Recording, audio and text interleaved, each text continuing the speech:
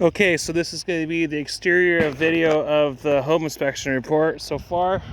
So this is called a 3-tab roofing up top, and this is actually dimensional roofing on the bottom. You can see the different designs. Luckily on a 3-tab roof, you can go directly over with a dimensional. Some roofers don't prefer it, but on something this new, you got some time. Looks like they had starter roll flashing here, and they didn't start on the bottom with the actual sheathing, the 3-tab. So that's just starter there. I'm kind of concerned about that. There should be a layer of roofing over the starter. You do the start run, and then you do a layer over it, which would be the 3-tab roofing right here.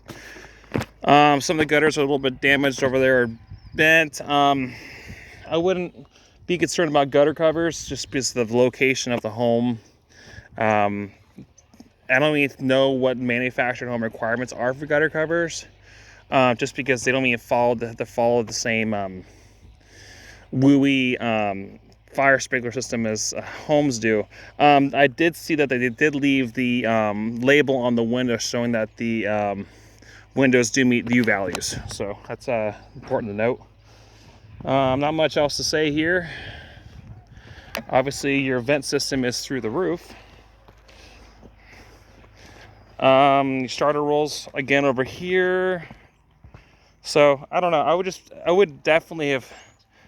You don't ever see it like that where there's exposed starter roll and then they just roof behind it. They always have the starter roll and then the roofing over it. So that should kind of probably be addressed.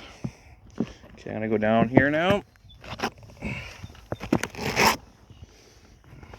Again, this is definitely the sun side. I mean, in reality, your roof, the dimensional roofing is 20-year life, and in the sun, it's more like 10-year, just because of how much the sun's going to beat on it and no shade. So that's just something to be aware of. Cheaper dimensional roofing, which is this design there, is usually about 30-year. Okay, so we're going to keep going around here. So you have a pure block foundation, center block, which they pour through the concrete through the cinder block and into the footing. So it's kind of nice to see how they ran the drain tile underneath here, schedule 40 it looks like, and then 4 inches of clearance of concrete above that, which is minimum clearance requirement for concrete, or what they shoot for on the side. But obviously you can see there's even more, but they at least had 4-inch clearance over that schedule 40 drain line. Of course, it's kind of, they probably should have used more heavy duty hardware for the put columns. Definitely want to put some screws down there that are missing. Same on this side. I did crawl, and there's photos.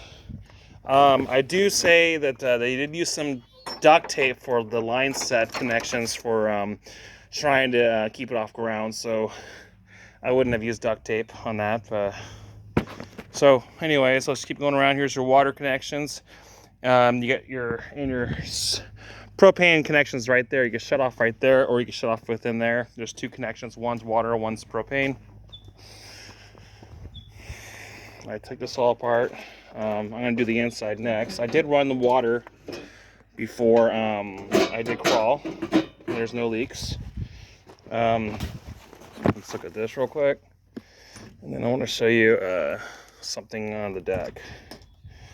Okay, so I would recommend replacing the PVC connection. Actually, you can actually use PEX because it reaches 200 degrees for the relief valve. But most people just use copper. I see it a lot in manufactured homes where they use PVC.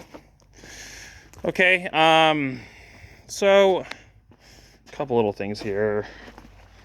Kind of concerning for me is that, honestly, see how it bends down like that? They should never run a flat block off that. They need to actually have support underneath. So almost like another, they really could do as another ledger board, but it's gonna be really hard to get in there, or at least some kind of 2x8 support so it doesn't lean down like that. Because the issues I have are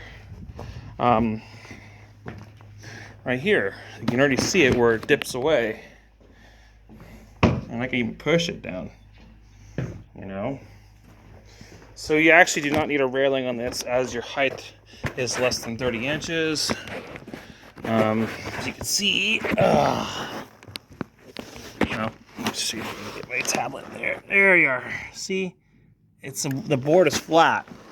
It needs to be a double 2x8, or they should have ran it all the way across. They put the block too far away. The rim board. I know it's a floating. Technically, this is a floating deck. It's not technically attached to the ledger board because there is no ledger board across this.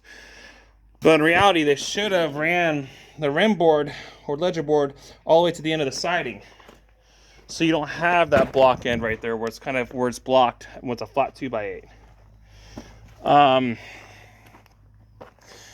Everything around here is looking pretty good. Like I said, if I miss anything, it'll be on the report. Let's check this out real quick. So this is technically need another column here, based on the cantilever. So actually, let me double check.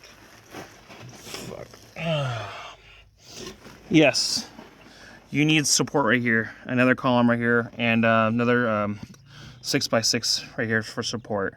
As you can only cantilever 2 foot out, but you have to cantilever with 3/4 support to 1/4 unsupport. So actually, this will need another column support underneath.